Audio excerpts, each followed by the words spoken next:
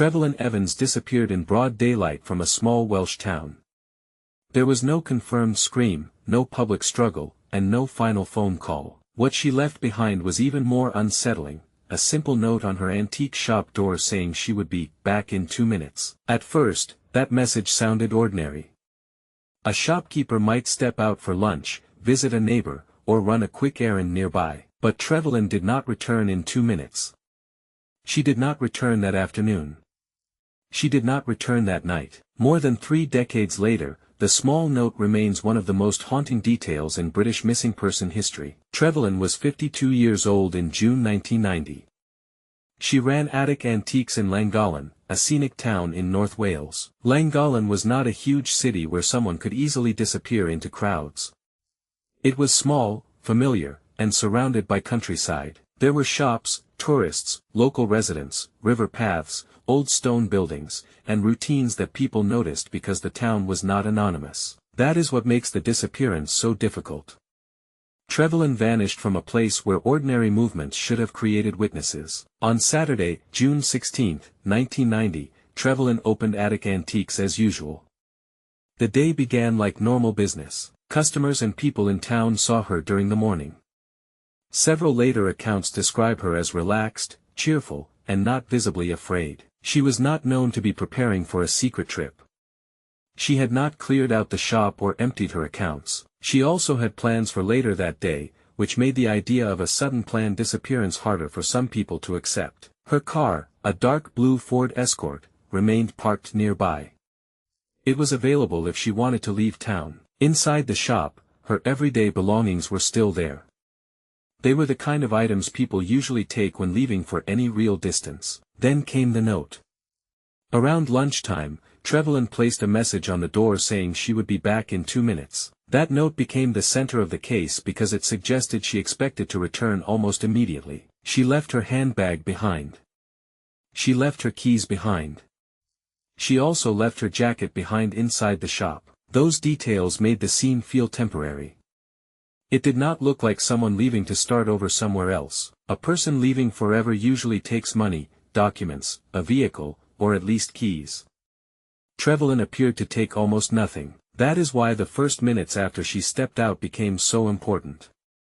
Whatever happened, it seemed to begin as something short. After leaving the shop, Trevaline was reportedly seen buying fruit nearby. The items usually mentioned are an apple and a banana. That sighting matters because it places her away from Attic Antiques after the note, but still doing something completely ordinary. Nothing about buying fruit suggests panic. It looks like the movement of someone expecting to continue her day, but the fruit created another puzzle. A banana skin was reportedly found in the shop's bin afterward. That small detail raises a major question: did Trevaline return to Attic Antiques after buying the fruit? If she did return, then the famous note may not mark her final exit from the shop. It would mean she left once, came back, and then left again before disappearing for good. That possibility makes the timeline more complicated. It also means the person who caused her disappearance may have appeared later than people first assumed. Trevaline was also reportedly seen crossing Castle Street. Again, nothing seemed dramatic or obviously dangerous. The last reliable sightings usually place her around town later that afternoon, near areas close to her shop and home. But after those sightings, the trail becomes uncertain. There were possible later reports, but none has solved where she went. One possible sighting placed a woman like Trevaline walking out of town along the A5 road. Another possible sighting placed a similar woman near Park Avenue, coming from the direction of the River Dee. These details are important, but they must be treated carefully.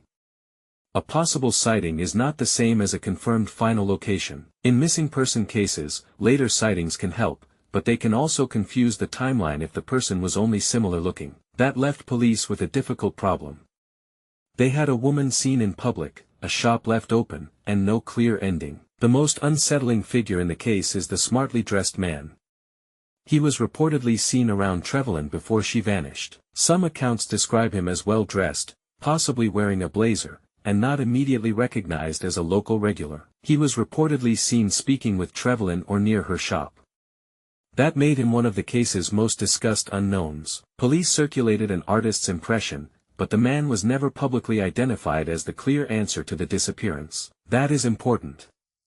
The smartly dressed man is suspicious because he is unresolved, not because he has been proven guilty. Still, his presence raises a reasonable possibility. Trevaline may have left with someone she believed was safe. For an antiques dealer, a short meeting could sound normal. Someone might ask her to view furniture, jewelry, books, or a private collection. If she expected to be gone only minutes, she might leave her handbag, keys, and jacket without thinking twice. That kind of meeting would not necessarily alarm anyone watching. It could look like an ordinary conversation between a shopkeeper and a customer. But if the person had bad intentions, the ordinary appearance would be exactly what made the trap work. Another possibility is stranger abduction. This theory imagines Trevaline leaving the shop and encountering someone who forced her away, but the broad daylight setting makes that difficult. Llangollen had people moving around, especially on a Saturday. A forced abduction usually risks witnesses, noise, resistance, or a vehicle description. In this case, none publicly solved the mystery. That does not make stranger abduction impossible. It only means the evidence available to the public does not prove it. Another theory is voluntary disappearance. Maybe Trevaline left the shop intentionally and chose not to return. But that theory has a major problem. She left behind the things a person usually needs to disappear. Her handbag, keys, jacket, car, and everyday life all remained behind her. That looks more like interruption than escape. There was also no clear public trail of bank activity, travel, or a new life that confirmed she left voluntarily. A sudden personal crisis has also been discussed. Under that theory, Trevaline may have left in distress and harmed herself. But again, no body or final location has publicly supported that conclusion. The search areas did not produce the answer. For many people, the strongest possibility is that she met someone she knew, or at least someone who gave her a reason to trust them. That would explain why she left quietly. It would explain why she did not take everything. It would also explain why nobody saw a dramatic struggle. From the outside, the meeting may have looked normal, but that theory still leaves the hardest question. Where did the person take her after she left the public street? Police searched widely after Trevaline was reported missing. The investigation did not stay inside the antique shop. Searchers checked nearby streets, homes, roads, countryside, and areas where a body might have been hidden or missed. They searched the River Dee. They searched the canal. They searched caves, mine shafts, and difficult local terrain. Those searches show how seriously investigators treated the case. They were not only looking for a woman who wandered away. They were looking for signs that something had happened quickly and then been hidden somewhere around Llangollen. But the search did not find Trevaline. It did not produce a body, a confirmed crime scene, or a final route. The absence of evidence kept the case open and allowed multiple theories to survive side by side. In 2001, North Wales police changed the case from a missing person inquiry into a murder investigation. That change was significant. It meant investigators considered the disappearance suspicious enough to treat as a likely crime, but even that change did not bring closure. A murder investigation still needs evidence, witnesses, a body, or a confession. Trevaline's husband, Richard Evans, was arrested in 2001 and later released without charge. That detail must be handled carefully. An arrest is not proof, and being released without charge means no charge followed. Over the years, the case attracted many theories. Some connected it to known criminals.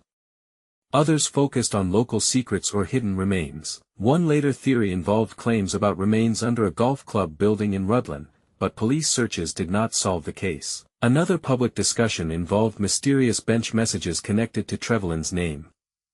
Those messages created attention but not a confirmed answer. The danger with cases like this is that the strangest later claims can overshadow the strongest original facts. The strongest original facts are simple: Trevaline was at her shop, left a short note, left belongings behind, and vanished. That scene is powerful because it does not need embellishment.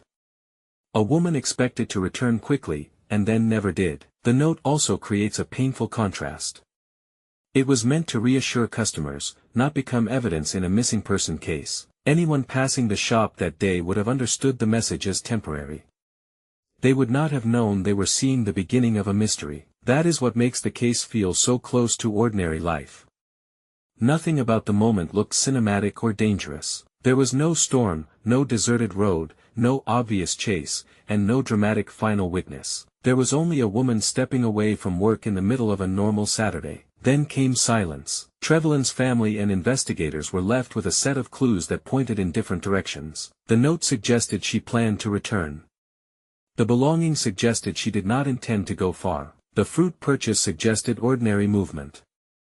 The possible return to the shop complicated the timeline. The sighting suggested she was still walking freely, but not clearly toward any confirmed destination. The smartly dressed man suggested a possible meeting, but not enough proof to identify what happened. The searches suggested investigators considered many possibilities, but the land and town gave back no final evidence. Each clue matters, but none of them finishes the story. If Trevaline left with someone she knew, that person may have been the last real witness. If she was taken by a stranger, then the opportunity must have been fast, quiet, and brutally efficient. If she left voluntarily, then she did it in a way that ignored nearly everything practical about disappearing. If she died by misadventure, then the failure to find her remains becomes the central mystery. And if she was murdered, then someone managed to remove her from a small town without leaving a public trail. That is why Trevaline Evans remains one of the most haunting vanishings in Wales. It is not only the fact that she disappeared.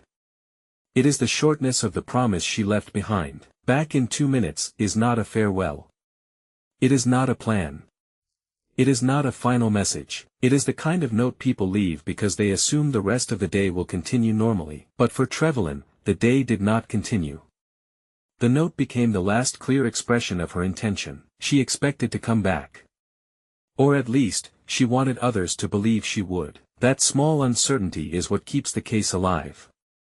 Was the note honest, misleading, or misunderstood? Did Trevaline step out for a harmless errand and meet danger? Did someone persuade her to leave the shop for what sounded like a normal antiques matter? Did she return after buying fruit, only to leave again with someone who has never been identified? Or did the most important moment happen somewhere just beyond the range of witnesses? Decades later, the town still has no confirmed answer. The shop, the street, and the note remain the strongest images. Trevaline Evans did not disappear from a mountain trail or an empty highway. She vanished from the middle of everyday life. That is why the case is so unsettling. It suggests that sometimes a person can step out for 2 minutes and never return. And until someone explains what happened after she left Attic Antiques, those 2 minutes remain open. Trevaline Evans promised she would be back soon. More than 30 years later, Llangollen is still waiting for the truth.